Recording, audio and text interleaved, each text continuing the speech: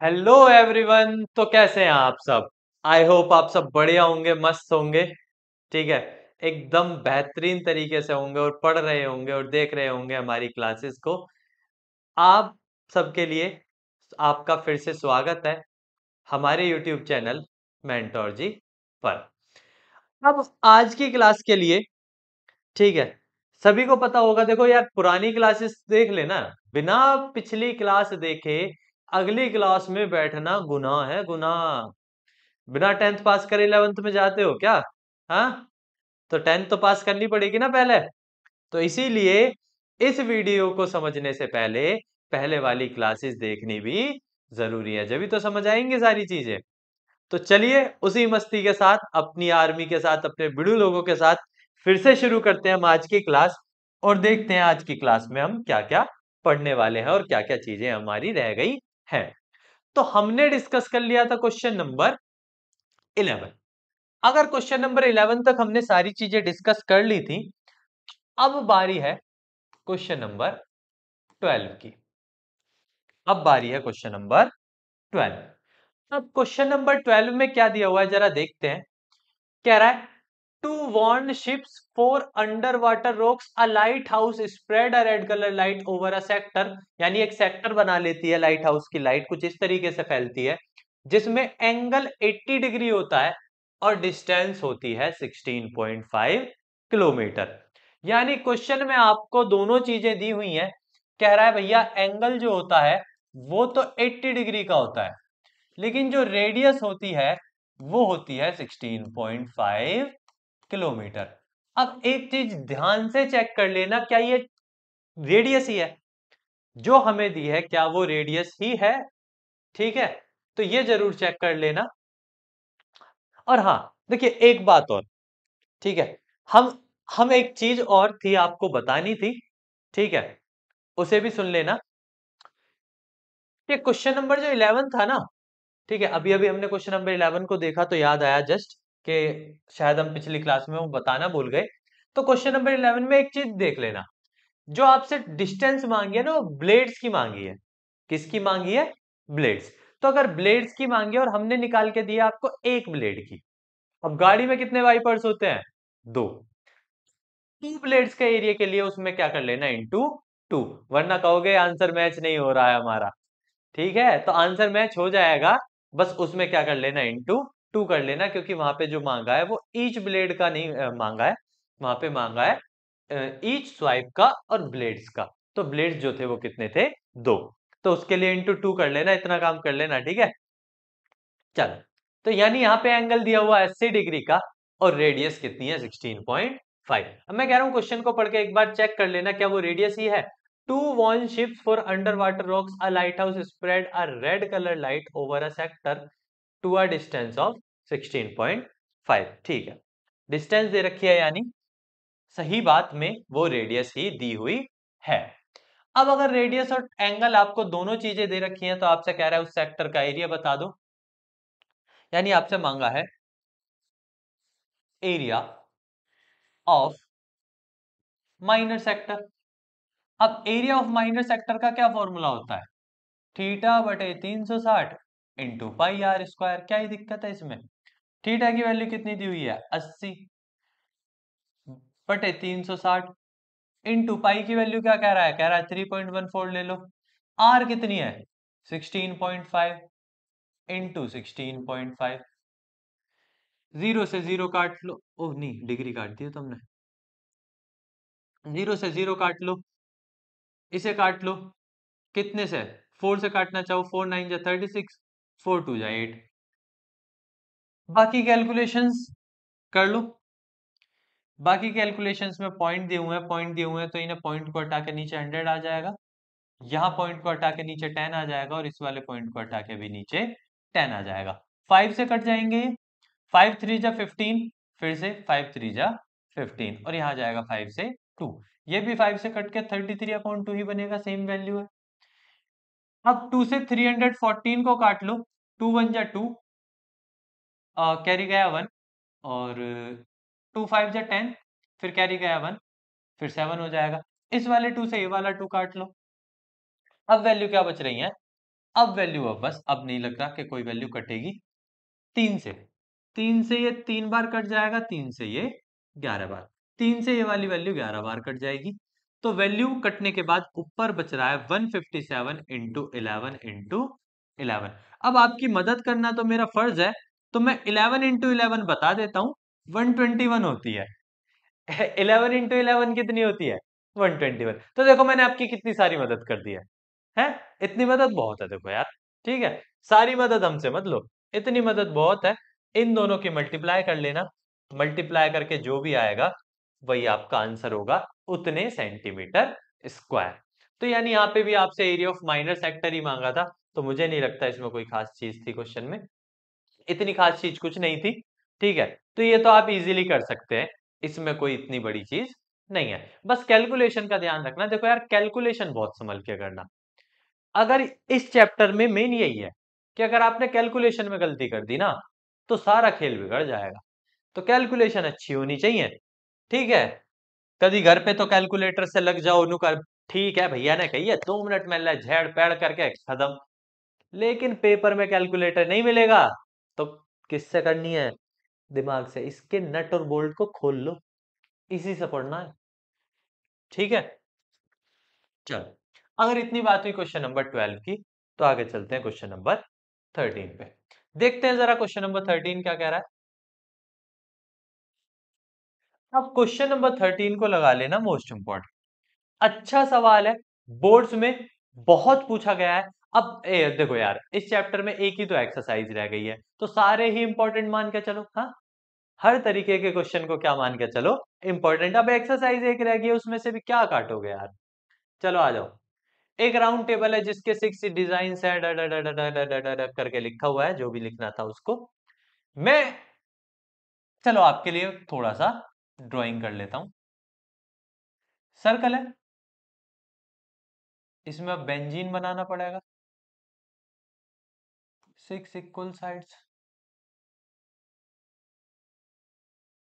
चलो कुछ ऐसे मान लो, ठीक है, मुझे पता है वो मेरी उतनी एक्यूरेट नहीं बनी है। ऐसे मान लो कि यहाँ पे डिजाइन है, इन वाले हिस्सों में क्या है? डिजाइन है। ठीक है, तो मैं बताना क्या चाहता हूं, मैं बताना ये चाहता हूं कि अगर आप सेंटर से इन्हें सबको ज्वाइन कर दो,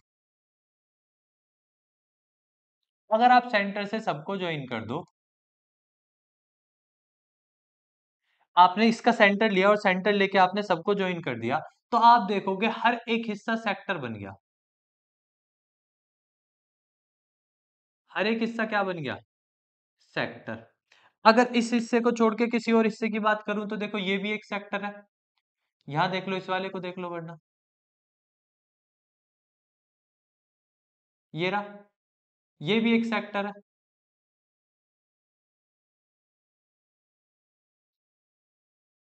यानी हर हिस्सा क्या बन गया यहाँ पे? एक सेक्टर। अब हर हिस्सा सेक्टर है, तो आपसे क्वेश्चन में क्या कहा है? If the radius of cover is 28 centimetre. Radius कितनी दे रखी है इसकी?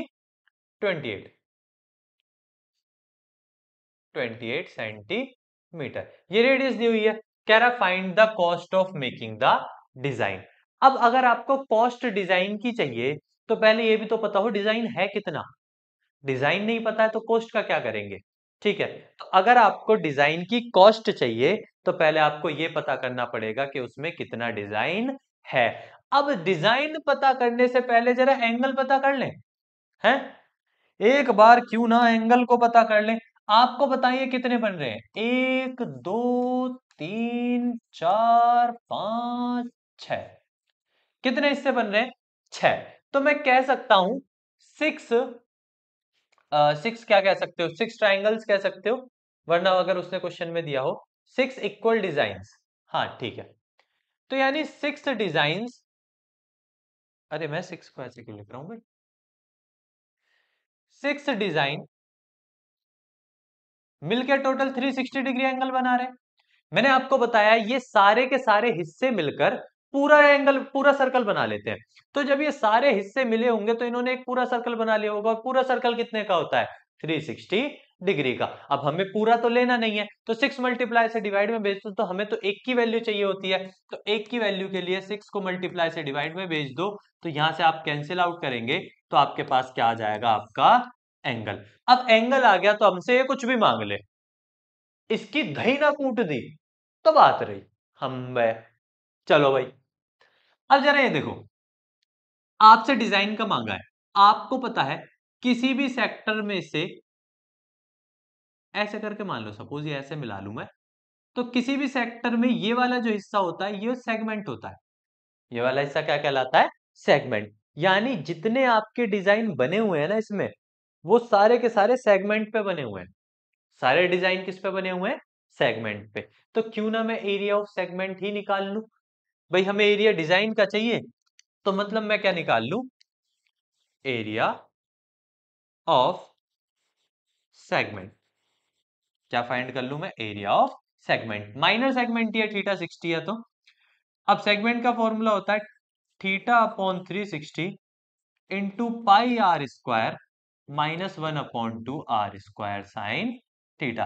अब ये करना इतनी बड़ी चीज नहीं है, ठीक है, आप इजीली कर सकते हैं। 60/360 इंटू पाई की वैल्यू 22/7, आर स्क्वायर है तो 28 आर की वैल्यू क्वेश्चन में दी हुई है 28। आर स्क्वायर कह रहा है, तो आर स्क्वायर का मतलब है 28 इंटू 28। 28 इंटू 28 के बाद कह रहा है साइन थीटा। साइन थीटा का मतलब है साइन 60 डिग्री। अब ये 6 टाइम्स कटेगा, ये 7 से 4 टाइम्स कटेगा, ये 2 से 11 टाइम्स, ये 2 से 3 टाइम्स। बाकी वैल्यू नहीं कट रही मेरे हिसाब से, ठीक है। इधर वैल्यू बच रही है 11 इंटू 4 इंटू 28 अपॉन 3 माइनस, यहां इससे इसे आप इसे काट सकते हैं 14 टाइम्स, तो यहां पे बचा हुआ है 14 इंटू 28। अब इसकी वैल्यू होती है √3/2। साइन 60 डिग्री कितना होता है, √3/2। तो 2 से आप 28 को काट सकते हो 14 टाइम्स। 2 से जब आप 28 को 14 टाइम्स काट सकते हो, तो मैं इसे थोड़ा सा छोटा कर लेता हूं कैलकुलेशन करने के लिए। चलो, इतना अगर कर लिया, तो 14 इंटू 14 था ना, या तो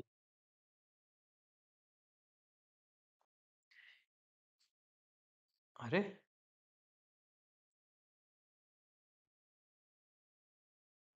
चलो, तो 14, 11 इंटू 4 था ना, तो 11 इंटू 4 तो 44 हो जाएगा। 44 इंटू 28/3 माइनस 14 इंटू 14 196 हो जाएगा, और 196 की कह रहा है √3 की वैल्यू क्या ले लो, 1.7 ले लो। तो √3 की वैल्यू क्या ले ली हमने, 1.7। अब इसे कैलकुलेट कर लिया। कैलकुलेट करने के लिए 44 की मल्टीप्लाई 28 में करनी है, और फिर उसे किससे डिवाइड करना है, 3 से। तो कर लो जरा, 44 की 28 में करके देखो जरा कितना आ रहा है, हमें भी बता दो जरा। ठीक है, अगर कल मल्टीप्लाई कर लें तो हमें भी बता देना, हम भी थोड़ा सा करने की कोशिश करते हैं।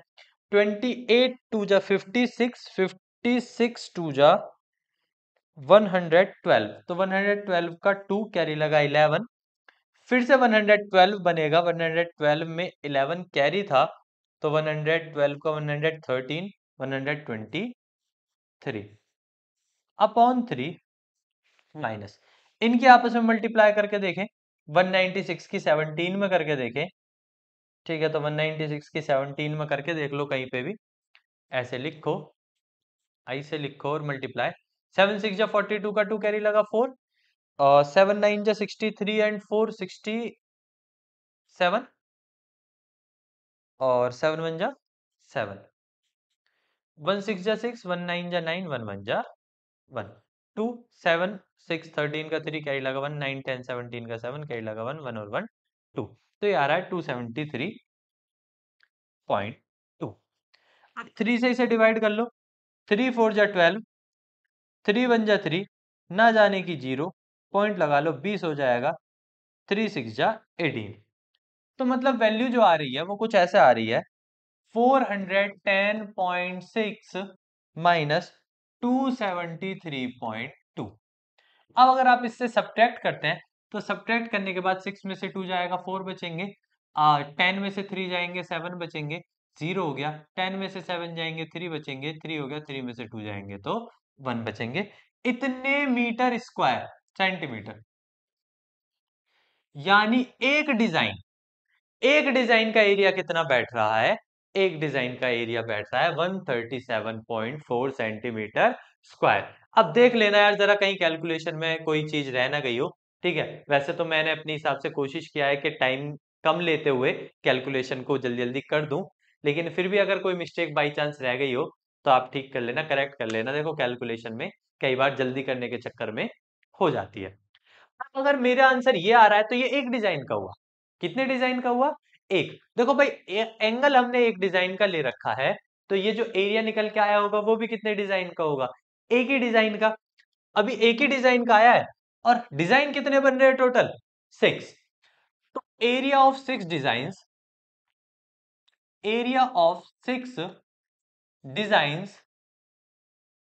तो 6 डिजाइंस के लिए आपको 6 से मल्टीप्लाई करनी पड़ेगी 137.4 में।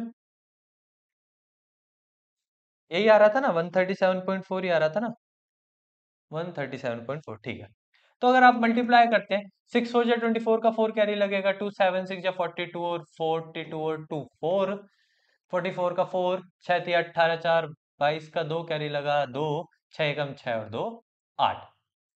अब 6 डिजाइन का टोटल एरिया कितना आ रहा है? 824.4 सेंटीमीटर स्क्वायर। अब कह रहा है फाइंड द कॉस्ट। क्या मांगी है आपसे? कॉस्ट। अब कॉस्ट मांगने से पहले एक चीज, मेरी बात सुनो जरा, मेरी बात समझो आप। आपको कहीं दुकान पे गया, उस दुकान से आपने एक चॉकलेट खरीदी। मान लो एक चॉकलेट 10 रुपए की थी, ठीक? तो आपने 10 रुपए पे किए। मान लो वही चॉकलेट आपको 5 खरीदनी होती, तो आप कितने रुपए पे करते?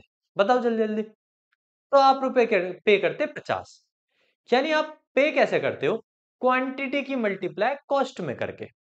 क्वांटिटी की मल्टीप्लाई किस में करके? कॉस्ट में। तो यही सेम काम हम यहां करेंगे कि अगर हमें टोटल कॉस्ट चाहिए, क्या चाहिए हमें? Total cost. तो समझो, अगर हमें टोटल कॉस्ट चाहिए, तो टोटल कॉस्ट जब ही तो आएगी जब क्वांटिटी कितनी है? 824.4। उसकी मल्टीप्लाई कॉस्ट से कर दें। कॉस्ट कितनी थी? 0.35।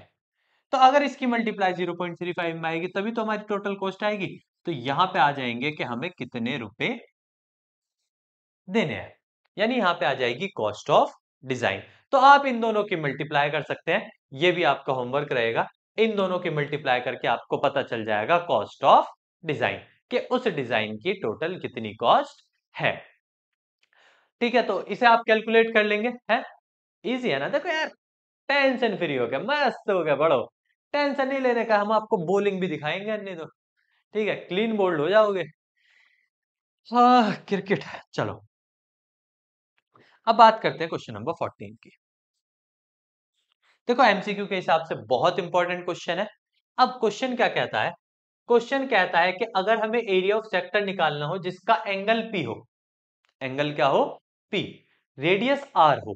तो आप जानते हो सेक्टर का जो एरिया होता है वो थीटा अपॉन 360 होता है। थीटा यहां कितना दे दिया? पी। तो P upon 360 into pi r square.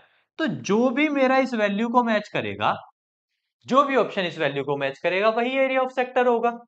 अब अगर मैं पहले वाले ऑप्शन की बात करूं, तो पहले वाले में अगर मैं 2 से 180 को काट दूं, सबसे पहली बात तो आर का स्क्वायर ही नहीं है इसमें, तो ऑप्शन नंबर 1 तो हो ही नहीं सकता।